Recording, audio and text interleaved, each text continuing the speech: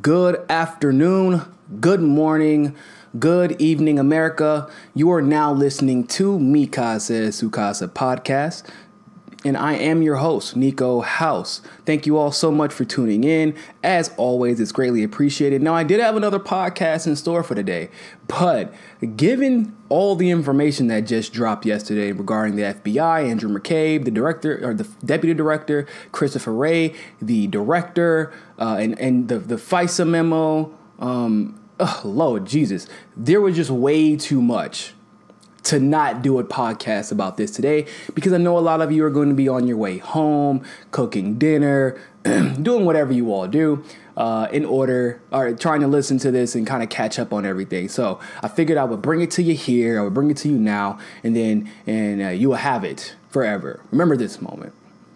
Now, there were two major things that happened yesterday. We're going to go over the first one. Andrew McCabe, at first, we believed, stepped down, preparing for his retirement in March. At least that's how it was sold to us. Now, for those of you who do not know, Andrew McCabe was the deputy director of the FBI. He was actually directly promoted by James Comey. The issue with that is that he's corrupt as hell, had a ridiculous amount of conflict of interest, and nobody wanted to address that. I don't know why, but they didn't. I did. Progressive media did. Hell, even some conservatives did, but the mainstream media, CNN, Rachel Maddow, those types, they didn't want to talk about it. So he was the center and the HNIC. I'm not going to tell you what that is, but some of y'all already know. But he was in charge of the Clinton email scandal and, coincidentally enough, in charge of the Russia scandal. Andrew McCabe's wife ran for office in Virginia, had over 700,000 in donations, more than any other local politician in the entire nation, people. Because it wasn't just the 700,000, but the 700,000 was from all of Clinton's resources. Andrew McCabe was investigating Clinton's emails while his wife was collecting money from Clinton. Now, I may not be the brightest bulb in the box. I may not be the sharpest tool in the shed. You know what I'm saying? I may not be the coldest water in the cooler. But last time I checked, I'm not going to put somebody in jail who is going to end up determining the outcome of my wife's entire future as a politician or as a professional in general. So the damacity that it would take to put somebody in that position who clearly has conflict of interest may not be damacity at all. Seems like it might be what we call, or what like the mainstream media loves to talk about, collusion. There's devil horns somewhere going up, in case you didn't know. You don't see it right now, but I promise you they're there. Collusion.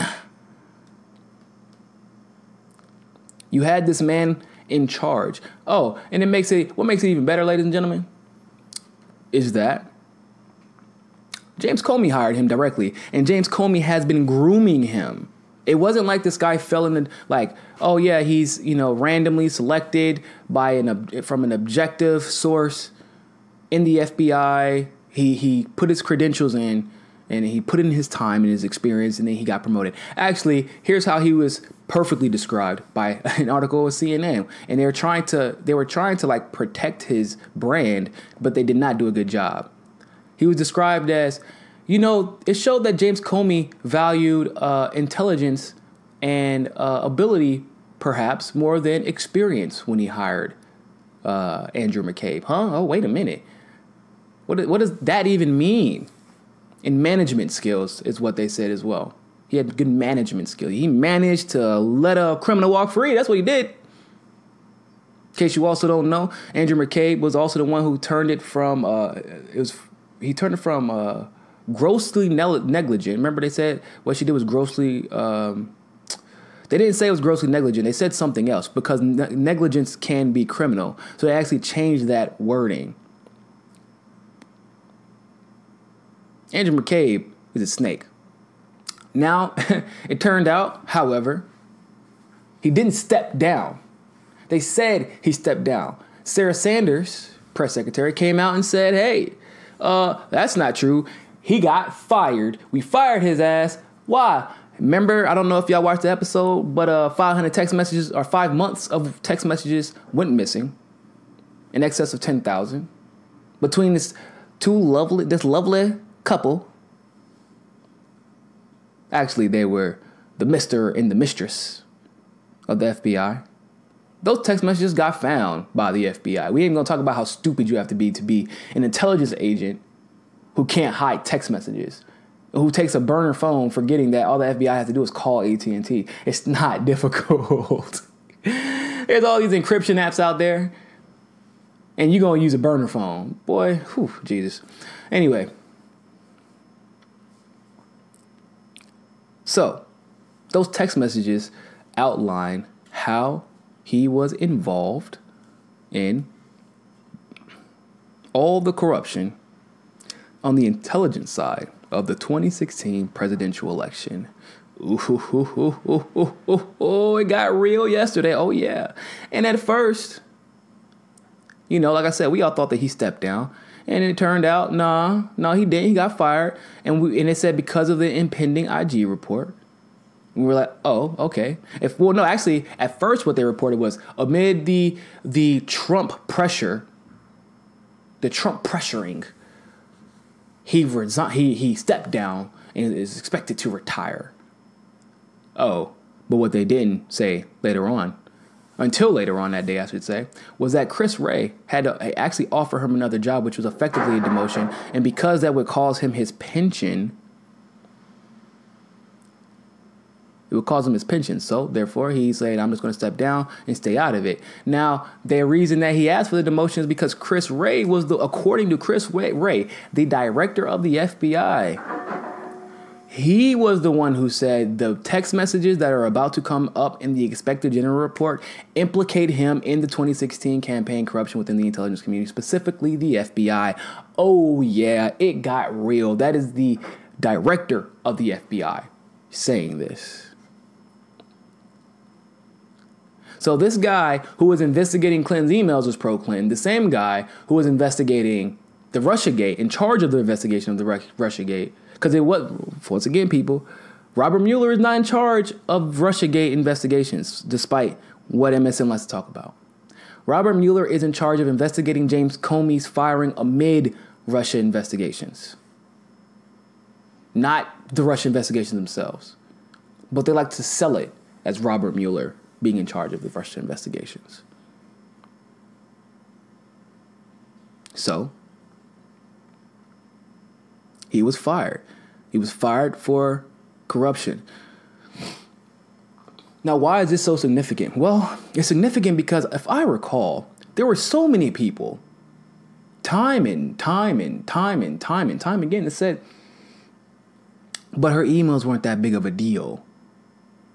But ladies and gentlemen, her emails weren't that big of a deal, but they lied about how to classify them. They lied about her intent to destroy them. They lied and didn't indict her. Like that wasn't a criteria. First of all, just as far as crime is concerned, once again, intent doesn't matter.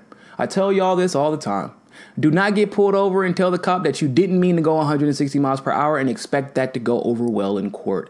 The judge will laugh at you and may throw you in jail for contempt of court because he's going to think you are trying to play games in his courtroom. I bullshit you not. I'm just keeping it real. Okay? So don't do that. But intent has nothing to do with a crime being ruled as guilty or non-guilty, let alone having anything to do with whether someone should be indicted or not. Ladies and gentlemen, an indictment means that you may or may not have committed a crime. And I'm going to tell you like this. If I had to spend 2 years investigating something or a year investigating something, we had to comb through server after server after server after server after top secret after top secret after top secret, top secret, top secret email. That alone probably means she should have been indicted. And objective authorities should have stepped in. But no. That's not what happened. And That would have saved, well, everybody. Because if that would have happened during the primary, Hillary Clinton would have been done. Granted, it does not. I know you can't be a felon and go into the White House, surprisingly enough. But I know you can be a felon and run for Congress. So I don't think being a felon actually prevents you from being a president, funny enough. I'm probably going to do a little bit more research on that. But I do know this. That means she's done. That's an L. That's what she has to deal with now. She's going to be on house arrest. They're going to take away her passport. She can't travel like she wants to. It's a done deal. That's why they didn't indict her, because they knew it would be a done deal. But if they would have indicted her, this whole shitstorm for the entire Democratic Party, all the corruption within the FBI, even some of the GOP, Trump actually made a tweet that I was like, yeah, actually, it's a really good point. You got a really good point there. Said if he knew, if Jeff Sessions knew, if he knew about the conflict of interest with Andrew McCabe and Hillary Clinton, why didn't he remove McCabe? Or better yet, why did you allow him to run that investigation?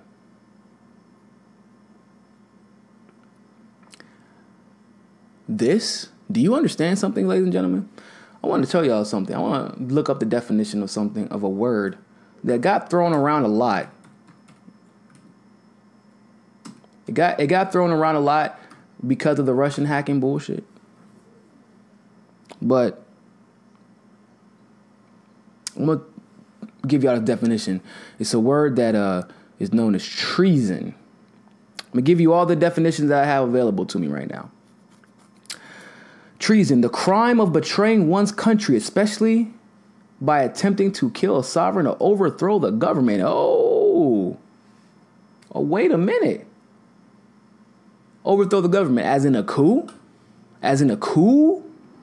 As in the intelligence community lying about someone so that they can rise to power and then simultaneously pretending as if one of the current commander-in-chief, because it's not even about betraying the president. This is treason because what they have done to the country.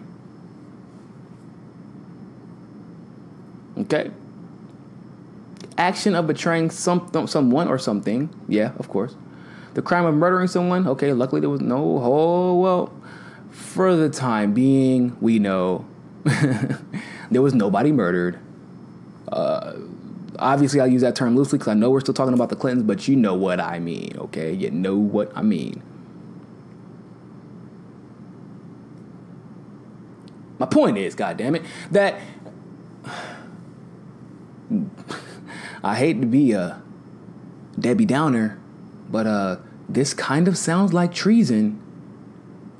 I don't want to be apocalyptic or morbid, but this could be a big deal.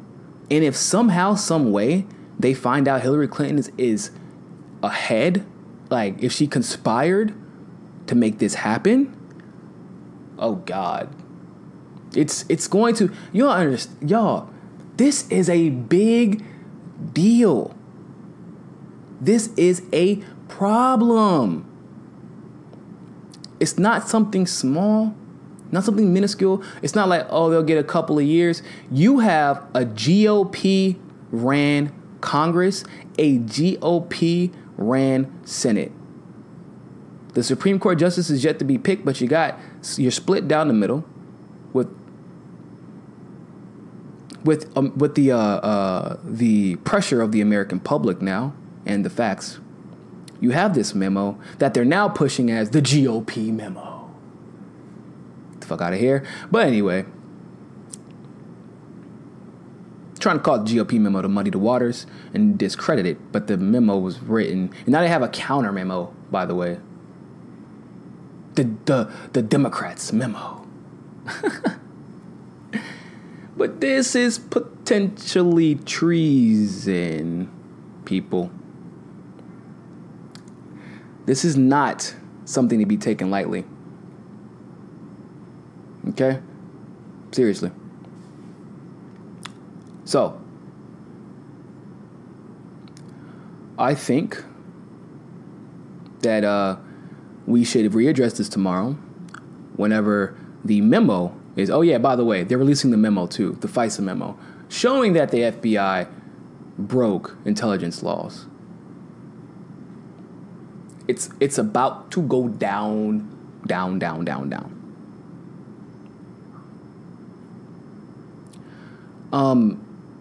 I don't think, of course we can't get comfortable yet, but I don't think that this is going to end well for those people who are involved in any way. Why? Well, like I said, ladies and gentlemen, 2018 has been a great year. It's been a great year for democracy. Not the best year, but it's been a great year as far as accountability, the accountability portion of democracy. This is what they intended. This is what the Founding Fathers intended for. They wanted to account for pettiness and corruption. If you're petty long enough, if you are corrupt long enough, you will be excommunicated. The party will make sure of it. Whether or not it's altruism, which we know for a fact it is not, let's be totally honest, but the altruistic actions of those who give the information to the Senate Judiciary Committee, who do the research, who do the investigating, it gets into the right hands, and this is what happens. The problem corrects itself. I will say the Founding Fathers were pretty smart guys. Although, I'll tell you this, Benjamin Franklin must have been the smartest one, because he pretty much helped create the government in its entirety. But he wasn't stupid enough to try to run for office. He didn't want to become a congressman. He could have been president of the United States of America. Everybody knows that. He refused to, because that is not a real job. It's to preside. Right? Ben Franklin wasn't stupid. He know better. But yeah. Understand. Listen, you want to hear the 18 U.S. Code 238-1. Treason. Whoever owing allegiance to the United States levies war against them or adheres to their enemies, giving them aid or comfort within the United States or elsewhere, is guilty of treason and shall suffer death, or shall be imprisoned for no less than 5 years and fined under this title no less than 10,000. That's a big ass dip, by the way. But and of course they have a bunch of different statutes and things like that. But yeah. Trying to overthrow the government is a bad problem. It's not smart. You're gonna get caught eventually. It may not be today. It may not be tomorrow. Like I said I did a live stream yesterday. I said it may not be today. It may not be tomorrow. But they gonna come. It's gonna happen. So, with that being said, thank you all so much for listening. Make sure you tune into our podcast tomorrow. We have a conversation that we have to have regarding Donald Trump and Syria and how he was supposed to be helping out American people. And it seems like he's not been doing a very good job of that and keeping his promises. We'll talk about it more tomorrow. Thank you all so much for tuning in. And always remember, ladies and gentlemen, find your balance. Peace.